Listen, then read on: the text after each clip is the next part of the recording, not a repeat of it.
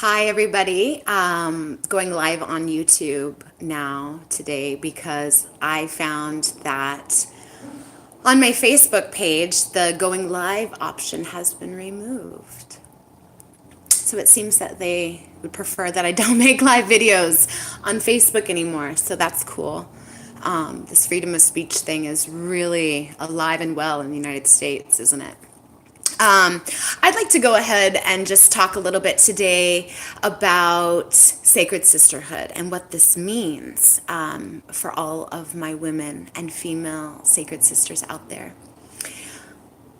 A long time ago, there was some things happening in my life, and I went to somebody that I trusted very much, and I was sharing with them the experience that I was having. And at the end of it, after listening to all of it without saying a word, all that was said to me was, well, you need to know what it is that they know about you that you don't know about yourself. And this question, this prompting sort of sent me into a incredibly long journey of self-discovery and self-realization. I needed to know what it was that somebody else knew about me that I did not know about myself.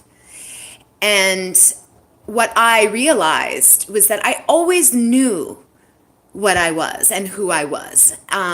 This world had it confused. This world had me confused about that. Had tricked me into thinking that I was something less than, or somehow inferior, or just a sexual object, or something that wasn't as vast or powerful as I had imagined and known myself to be my whole life. And that was where I came to with that question. And so I'm posing this question to all of my sisters and to all of the women that I know right now. We're coming up against a lot of issues and ideas that we need to be incredibly discerning about as women, as mothers, as community leaders. And it's going to require critical thinking skills because it is intentionally confusing. It's meant to lead you away from yourself. So I am encouraging women to truly tap into your own reservoir of power and understanding of yourself. Asking yourself tough questions. Because what I'm seeing is that we women, we already have the answers within ourselves.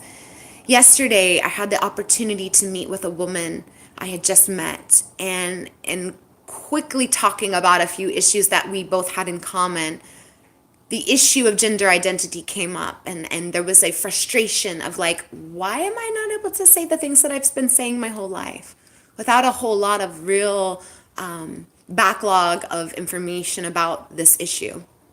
And in this discussion, there were two women who were passionate about women and about children and about family and about the future of society. And at one point, we just stopped talking, and there were tears, and we realized that this thing that we are up against is so much bigger than we ever imagined, and it's going to require a great power to overcome it.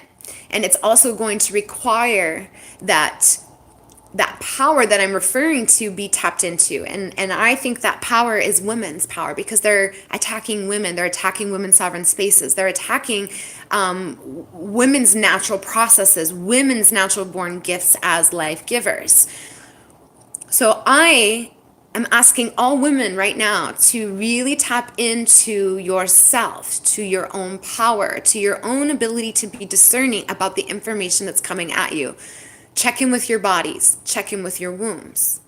Because I believe that they're breaking up women's sovereign spaces because they know the power of women gathering. I think there is more power in that than I, even as a facilitator of women's groups, ever imagined. I understand the power of circling of women. So I'm inviting women to really start reaching out to your sisters.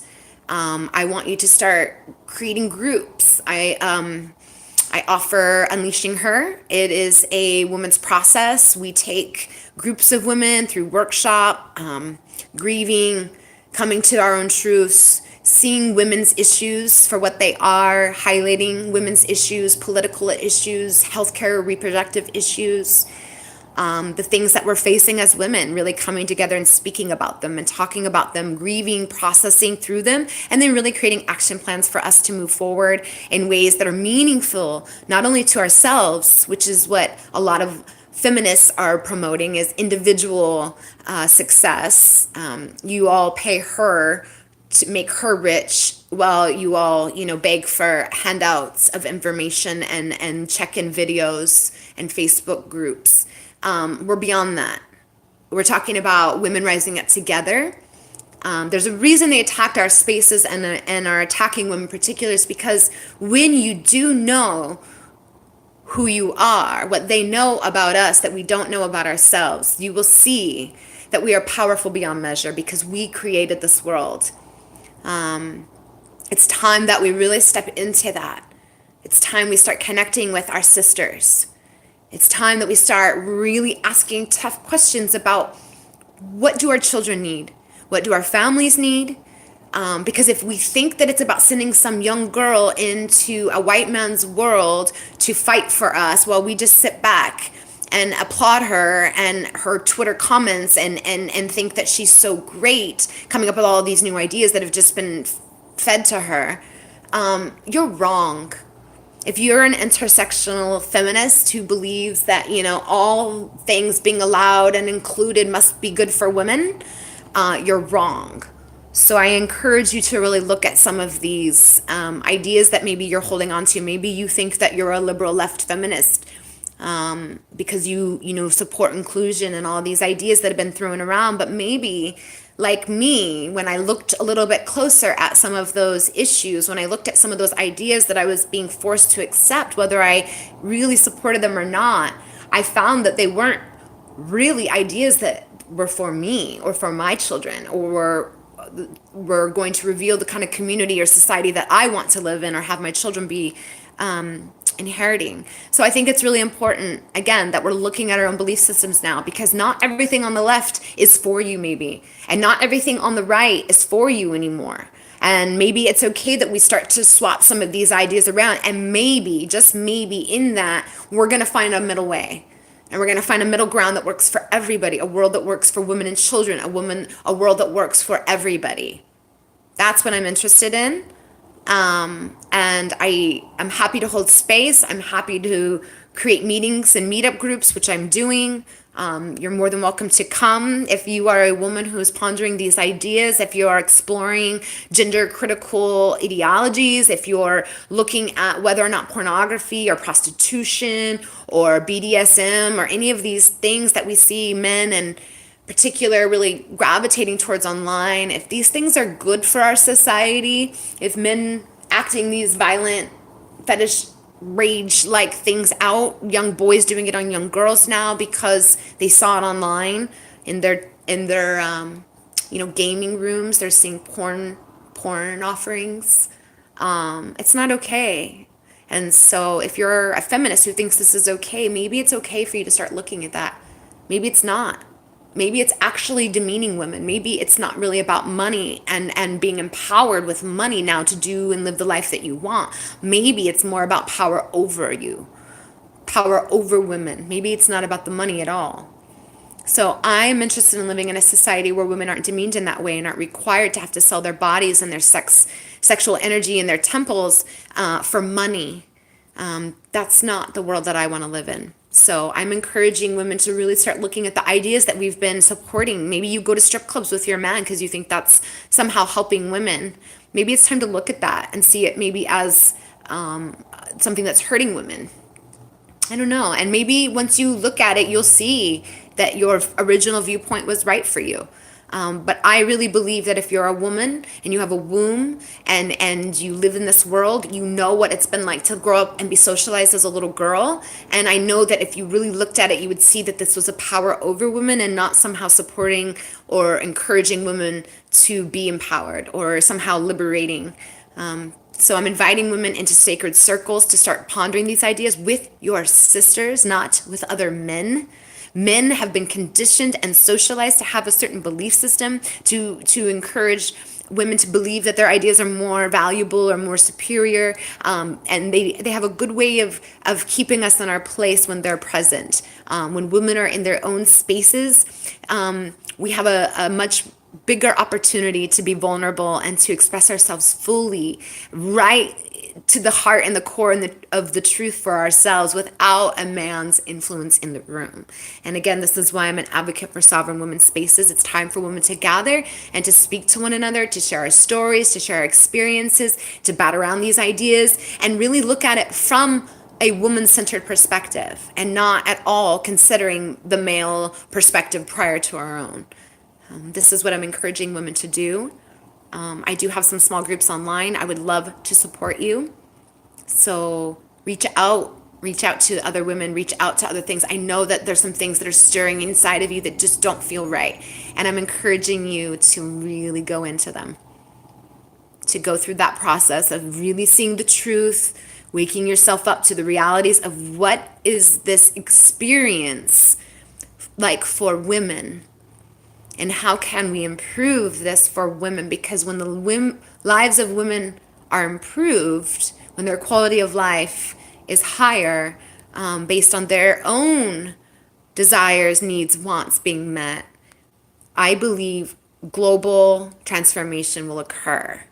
So if you want to make a global change in your world, if you are interested in social justice, it's time to go within, ladies, to tap into your own power, to figure out where they lied to you, and to get your truth back in your body, discerning for yourself, and then connect with other women. Stop isolating. Get out of your own room and your own space and get out into women spaces. Find feminist groups, find women workspaces, find feminine anything, gyms, therapy, whatever, women centered. That's where we're putting our focus now. We are not considering the needs, wants, and desires of men, not at this time. We've been doing that for a really long time.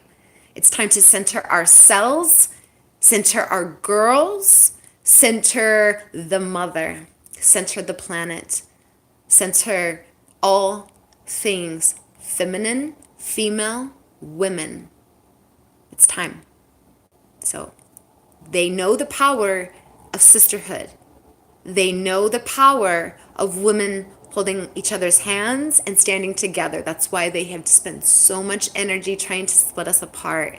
So I'm encouraging you to step out of that turf, transphobic, bigot, racist, whatever label you want to put on other women so that you don't have to look at your own beliefs. That time is over. It's over. You don't get to do that to your sisters anymore. You at least have to consider what they might be saying and not a man's feelings about it. To all my sisters, in solidarity, we rise. Women of the world, unite. It's time. And I'm with you. Let's do it. We got this. Little cheerleader moment. Woo.